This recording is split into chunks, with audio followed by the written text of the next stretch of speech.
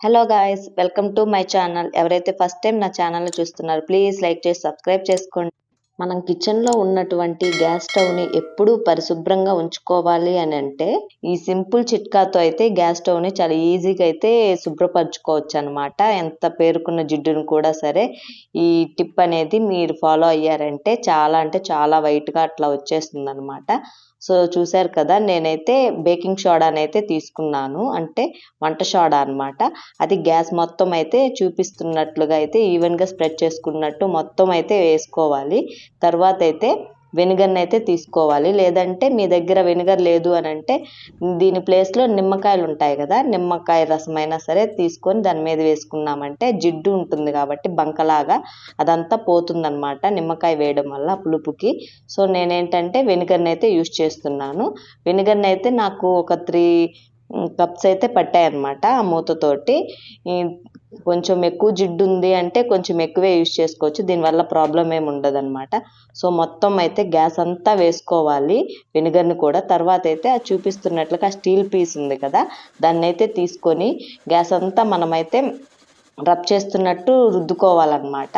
So మనం ఎక్కువ force apply చేసి రుద్దకపోయినా సరే ఈ జిడ్డు అనేది పోతుంది. నేనైతే అంత ఎక్కువ ఫోర్స్ ఏం యూజ్ చేయట్లేదు, జస్ట్ స్టీల్ పీస్ తీసుకొని నేను ఎక్కడెక్కడైతే మొత్తం పౌడర్ మొత్తం వేసుకున్నాను బాగా గారపట్టిందో అక్కడైతే కొంచెం ఎక్కువగా రుద్దుకుంటున్నాను అంతేను, ఇంకా నార్మల్గా రుద్దేసుకోవడమే. సో చూశారు కదా, స్టీల్ పీస్ తీసుకొని రుద్దుతూ ఉంటే కొంచెం కొంచెంగా మొత్తం ఎలా అయితే వెళ్ళిపోతుందో జిడ్డు అనేది. నాకు గారపట్టింది కూడా అయితే చాలా వరకు మొత్తం పోయిందండి. సో ఒకసారి మీరు కూడా ఈ ట్రిక్ అయితే చూడండి. ఇంకా ఇప్పుడైతే మనం మొత్తం అయితే క్లీన్ చేసుకుందాము. మొత్తం అయితే నేను గ్యాస్ అంతా చుట్టుపక్కల మొత్తం అయితే క్లీన్ చేసుకున్నాను. సో చూశారు కదా, ఇటు సైడ్ కూడా అయితే వెనిగర్ వేసున్నాం కాబట్టి బాగా కొంచెం ఖాళీ ఉంది కాబట్టి బాగా మొత్తం దానికి అతుక్కున్న జిడ్డు, పేరుకున్న జిడ్డు మొత్తం అనేది లేచి వచ్చేస్తుంది అనమాట, మనం అలా లైట్గా అన్నా కూడా సరే. సో చూశారు కదా ఎంత క్లీన్గా అయిపోయిందో. ఇప్పుడైతే మనం ఇది క్లీన్ చేసుకున్న తర్వాత అయితే మన దగ్గర ఉన్నటువంటి విమ్ జెల్ని అయితే తీసుకొని స్టవ్ అంతా వేసుకోవాలన్నమాట. విమ్ జెల్లే కాకపోయినా నా దగ్గర మార్నింగ్ ఫ్రెష్ ఉంది, ఇక్కడ మాకు అదే దొరుకుతాయి. సో విమ్ జెల్ తీసుకొని ఆ స్క్రబ్బర్ తీసుకొని అయితే ఇప్పుడు మళ్ళీ మనం ఇంకొకసారి గ్యాస్ మొత్తం అయితే అలా స్క్రబ్ చేసుకోవాలన్నమాట, రుద్దుకోవాలి. అప్పుడు ఇంకా పేరుకోపోయింది ఇంకెక్కడైనా మూలన అలా ఉంటుంది కదా, అది కూడా మనకి విమ్ జెల్ వేయటం తోటి మొత్తం అయితే వచ్చేస్తుంది అనమాట. సో ఒకసారి ఈ ట్రిక్ని మీరు ఫాలో అవ్వండి, ఎక్కువ హ్యాండ్స్ పెయిన్ ఏం లేకుండా ఈజీగా అయిపోతుంది. 10 నిమిషాల్లో అయిపోయింది నాకైతే. సో చూశారు కదా, నేను రుద్దుతుంటేనే అక్కడ మట్టి అనేది ఎలా వచ్చేస్తుందో, జిడ్డు అనమాట అది. ఆయిల్ అంతా పడుతుంది కదా మనం వంట చేసేటప్పుడు. నేనైతే గ్యాస్ అంతా అయితే మొత్తం రుద్దేసుకున్నాను. తర్వాత అయితే ఇది తీసుకొని అయితే క్లాత్ అయితే తీసుకొని మనం మొత్తం అయితే తుడుచుకున్నామంటే చూశారు కదా ఎంత నీట్గా వచ్చేసిందో. క్లాత్ కాకపోయినా ఇలాంటి మన పేపర్స్ అనేవి మనకి మార్కెట్లో దొరుకుతాయి, ఇది వాటర్ని అబ్జర్వ్ చేసుకుంటుంది అనమాట. సో చూశారు కదా, నేను కొంచెం కొంచెం అంటూ ఉంటే దానికి ఉన్నటువంటి మొత్తం ఎలా వచ్చేసిందో, ఎంత బాగుందో, నీట్గా మెరిసిపోతుంది అనమాట.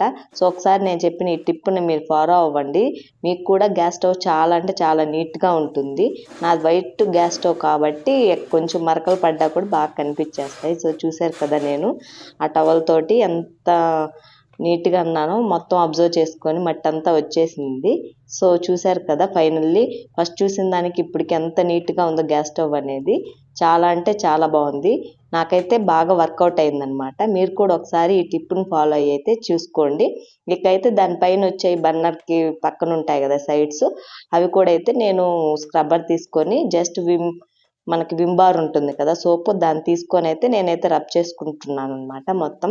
దానికి కూడా కొంచెం మాడినట్టుగా అట్లా అవుతుంది కదా, సో అందుకోసం అయితే తీసుకొని మొత్తం వాటిల్ని కడిగేసుకొని క్లీన్ చేసుకున్న తర్వాత అయితే నేను మళ్ళీ అయితే వాటిని ఫిక్స్ చేసుకుంటున్నాను. గ్యాస్కి అయితే నాకు ఇది తీసుకొని రుద్దుకోవచ్చు అనమాట. సో చూశారు కదా, ఇకైతే నేను రెండింటిని అయితే ఫిక్స్ చేసుకున్నాను గ్యాస్కే. ఎంత బాగుందో కదా గ్యాస్ స్టవ్ అనేది, ఫస్ట్ చూసిన దానికి ఇప్పటికి చాలా అంటే చాలా డిఫరెన్స్ వచ్చింది, ఎంత మెరిసిపోతుందో. సో ఇక ఈ వీడియో కనుక మీకు నచ్చినట్లయితే ప్లీజ్ లైక్ చేసి షేర్ చేసి సబ్స్క్రైబ్ చేసుకోండి.